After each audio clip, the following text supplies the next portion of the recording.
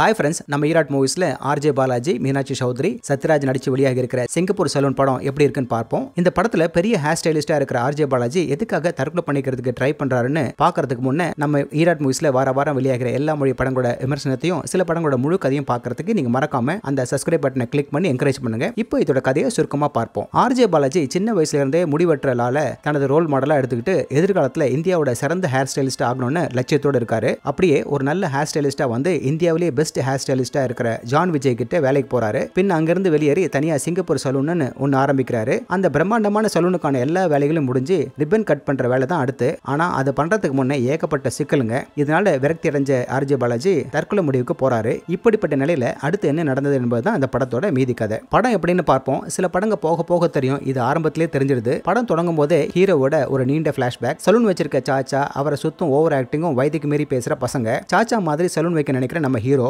Salon வைக்கிறது அவங்க குடும்ப தொழில்பா, நமக்கு சரிப்பட்டு வராதுன்னு சொல்ல, அப்போ இன்ஜினியரிங் படிக்கிறது நம்ம குடும்ப தொழிலான்னு கேட்டு மடக்கும் போது கொஞ்சம் கவனிக்க ஆரம்பிப்போம். அடுத்து லவ் மேட்டர், சரின்னு பார்த்தா அது ஒர்க் அவுட் ஆகல. அப்பா அட்வைஸ்ன்னு இப்படி ஏறக்குறைய ஒரு 40 நிமிஷங்களுக்கு இந்த பிளாஷ்பேக் ஓடுது. ஆனா அற்புதம் செய்யும் தொழிலே தெய்வம்னு ஆர்ஜே பாலாஜிக்கு மாமனரா சத்யராஜ் என்ட்ரி கொடுத்த உடனே ஜெட் வேகம் தான். இவரோட அலப்பறையும் முத மாப்பிள்ள ரோபோ சங்கரோட கவுண்டரும் கலகலன்னு போகுது. இவங்களை தவிர்த்து சிறப்பு தோட்டத்துல 3 பெரிய தலைங்க வருது. இதுல ஒருத்தரோட கேரக்டர் ரசிக்கும்படியா இருக்கு. அவர் கடவுளா, ஹீரோவுக்கும் நமக்கும் அவர் ஒரு எனர்ஜி டானிக். இந்த சீன் வரும்போது நீங்க வெளியே போயிட்டீங்கன்னா அவ்வளவுதான். திரும்ப வரும்போது என்னடா சம்பந்தமே இல்லாம இப்படி போகுதுன்னு குழம்பி போவீங்க.